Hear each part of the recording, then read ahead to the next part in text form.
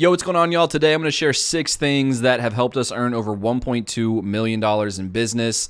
I've been pitching the same contract for the last 5 years. So beyond just like doing the work and the stuff that I talked about in the last video a little bit, today I just want to talk about like why I think my presentations have gotten so much better over the last 5 or 6 years, and some of the things that I think about going into these sessions, because essentially every year we have to earn this pitch. I think this applies to anyone who's talking to clients, anyone who's pitching for money, anyone who's pitching large marketing projects. I mean, you name it. If you're going to be in front of a group trying to sell something, you need to listen up, because this stuff has been hugely impactful for me, and I know it could be for you too. So let's get into it. Okay, number one, it's been said before, so I'm not going to spend a lot of time on it, but it's all about preparation and material. Look, don't speak on things that you don't know, and frankly, if you don't know about it, you need to do a lot of time to get the education, to get comfortable with the material that you're talking about. For me, I'm talking about literally what I do every day of my life, what I love to do, a project that we're working on literally every day, every week, every month.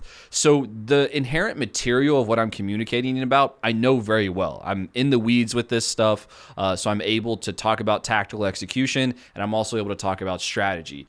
I made a video a long time ago about the clouds and the dirt. I think it's really important to have that experience in the dirt if you're going to be presenting on something, because it gives you so much more depth of knowledge when people ask questions. So that's number one, be prepared and know the material. Number two, and one that honestly I didn't really believe in for the longest time, because I'm really good at freestyle and going off the cuff, but it's practicing. Before this most recent presentation that I had on Monday, Sunday afternoon, I got in early, and I spent the afternoon just walking around the town of Ithaca, New York.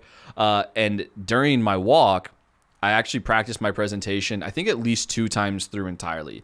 I had the slides on my phone, but one of my big things about presenting is I don't want to be staring at my presentation. I want to know my presentation flow. I want to know my talking points. I want to get through the material. So I actually like practicing my presentation with just being able to glance at my slides and then saying it to myself, saying it softly while I'm walking or just while I'm doing something a little active. It helps it stick in my brain. I also love doing this while I'm working out, like the Deep Focus Spotify playlist. And while that's going on, I'm able to work through my presentation, workshop sentences, say things out loud. And it's really just a nice kind of like freestyle working session with a little bit of guidance to help me get through and get comfortable with the material without having to be like super stationary at my computer. I like that movement. It just really helps me think. Okay, the third one is all about grabbing attention. Like I've been in these pitches where the board, whoever is being presented to, has literally 12 hours of presentations with a lunch break. So people get tired. There's presentations that are really dull. So what can you do to grab people's attention? And there's 2 things that I love to do. One is play music at the beginning of a presentation. If you have the ability to do audio visual, open the presentation with some sort of multimedia.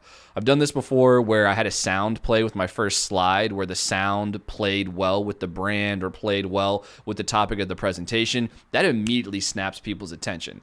The other thing that I love to do is address the room. Literally on Monday, my opening line was, "How we doing, y'all?" And just say it with a smile, step up, engage everyone, look around the room. If presentations have been kind of dull, if people haven't been that friendly, it's a great way to just kind of check in with everyone. Not that you really need a response, but do it with a smile, maybe a little bit of a laugh. And if you can kind of read the room a little bit, it can be a great way just to get people, a little warmed up for what you've got going on. And that brings me into number 4, which is still about the very beginning of your presentation. Look, I think the first 10 to 20 seconds are make or break. Even the first 5 to 10 seconds are make or break for how that presentation is going to go. That is literally where you set the tone, you lay the foundation for you to build whatever you're doing. The first thing I want to hit on is, where do you stand? Don't go hide behind the podium that's tucked into the corner or go sit behind the laptop. What you want is you want a clicker and you want to be right in front of them, as close as you can, maybe a little bit to the side so you don't block any of the projector, but be right up on the group, be right up on the edge.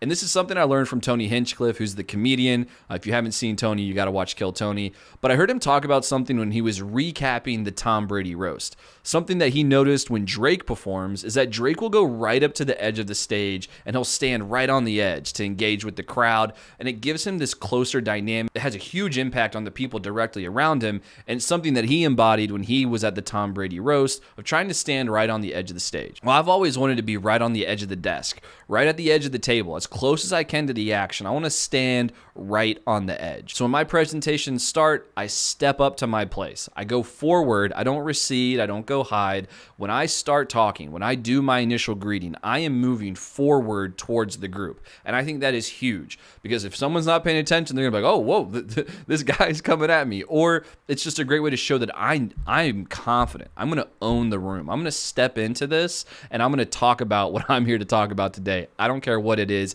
Setting that foundation, showing that you're being intentional, you're engaged, stepping in with that is super powerful. Okay, the other thing that just grinds my gears all the time is like, keep it simple, stupid. People try to have these long sentences on their slides and then they just start reading from their slides. Your slides need to be a accent or a nice complement to what you're talking about. They don't need to be exactly what you're talking about. I love using icons, bullet points, images, collages of things, just things that help illustrate my points without me having to just look at this and read this material. The second you start reading off of a slide, you lose so much engagement. You lose in my opinion, you lose a little bit of credibility because you obviously weren't prepared to talk about what you're presenting. You have to read it off of the thing. So you got to be able to know what you want to talk about, and then you got to be able to deliver that material with engagement. And that brings me to my next point, which is all about how you engage with the people you're talking to. Number one on this is eye contact. When I present to a room of people, I'm not just scanning the room and looking around. I am looking at each person in the room, and as I look at them, I'm going to make a point or I'm going to complete a sentence. That just brings me this like laser beam of like, you are going to pay attention to me whenever I'm doing that. And, you know, over the course of a presentation, let's say I have 10, 15, 20 slides, whatever it may be, I'm going to be making a lot of statements. I'm going to be making a lot of points. I'm going to be advocating. I'm going to be debating, all of these things. So as I'm finishing those thoughts, I want to finish a thought on this person. I want them to know that I'm looking at them, and I want to finish a thought, and then I'm going to keep moving. Now, if I find someone who really seems to be vibing with what I'm talking about, sometimes I might hang out there a little bit longer. I might illustrate another point, get through the rest of the slide. And if I see someone who is not paying attention to me, maybe they're looking at some notes, took a look at the phone, they seem a little disengaged, that's where I'm going to hang out. I'm going to look at that person and I'm going to make a point even if they're not looking at me. More often than not, they're going to sense that I'm talking in their direction. And even if they just start getting a little more re-engaged, I just brought that person back into the conversation. And then I'm going to keep moving.